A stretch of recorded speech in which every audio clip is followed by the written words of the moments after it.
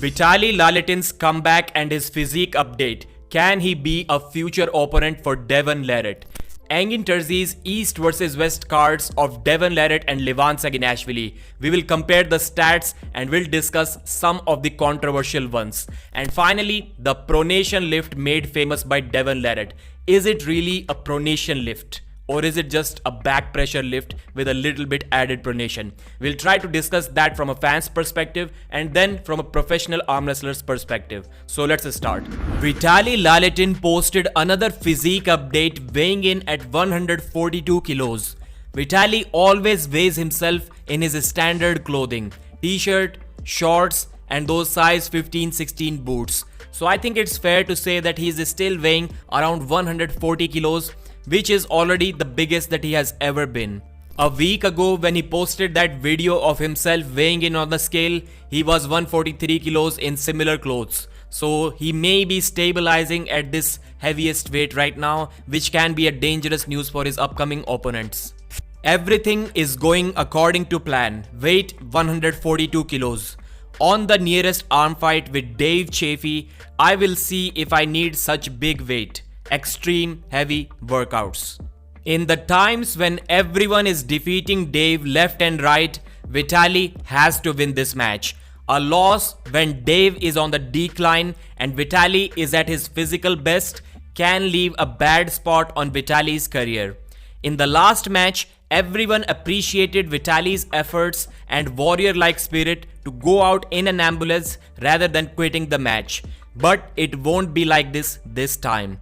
Talking about a do or die situation, this is one if I have ever seen one. And now let's discuss the possibility of a Devon vs Vitali super match.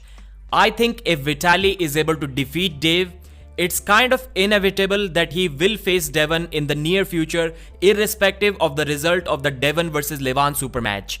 Judging by Devon's matches and some practice pulls with tall arm top rollers, it's quite clear that he also doesn't feel too comfortable going against these kind of opponents. Vitali's low hand top roll may not be the best weapon against Devon, but I think Devon's arm is long enough that Vitali can switch to practicing just a regular posting style top roll, which can be problematic. And also Vitali's grip strength, it causes difficulties for anyone in this world to slip against him. And these are the things that are going to make this match interesting if and when it happens in the future.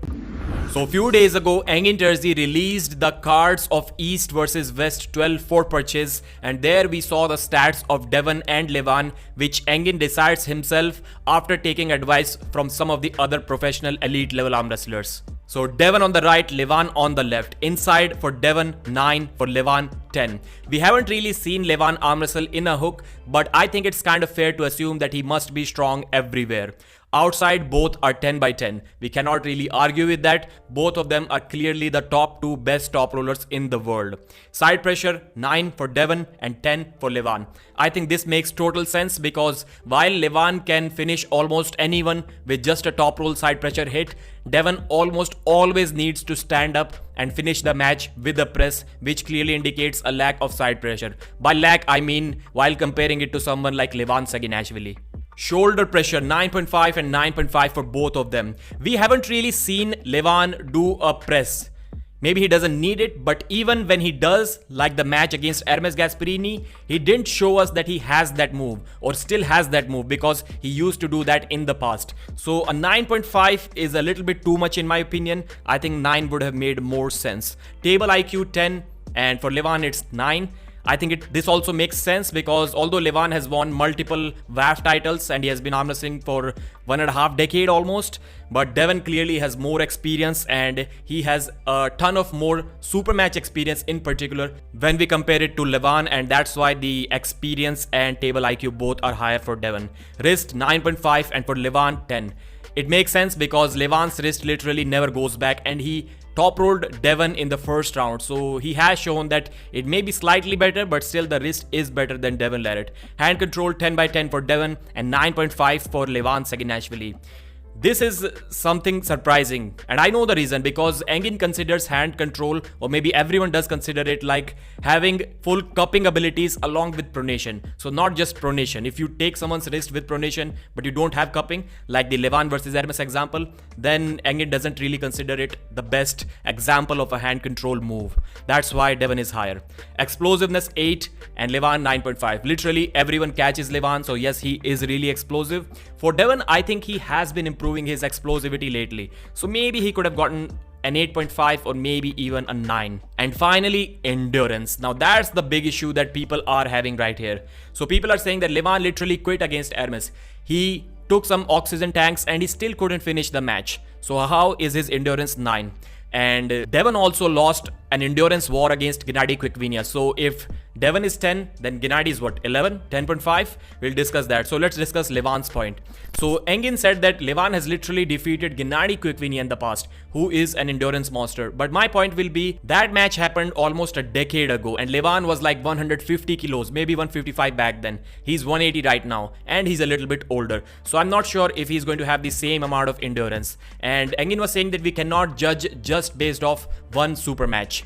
So the same thing can be said for the Devon Laletin match as well. It was just one match where Devon got gassed out. But the problem here is that Devon faced Gennady only once.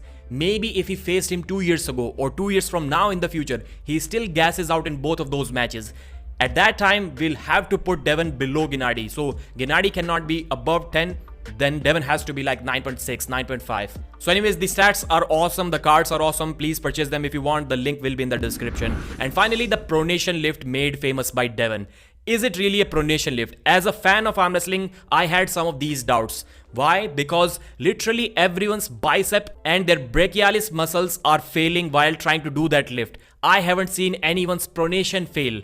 So how is it a pronation lift? Is it really a pronation lift? Because if it is a pronation lift, then if you have the buckle straight through the hand without going through the thumb, you should be able to lift at least 10% more. So if you lift 40 in the pronation lift like Devon, and if you just do a regular hammer curl with a band, can you do like 44 kilos, 45 kilos, 10% more?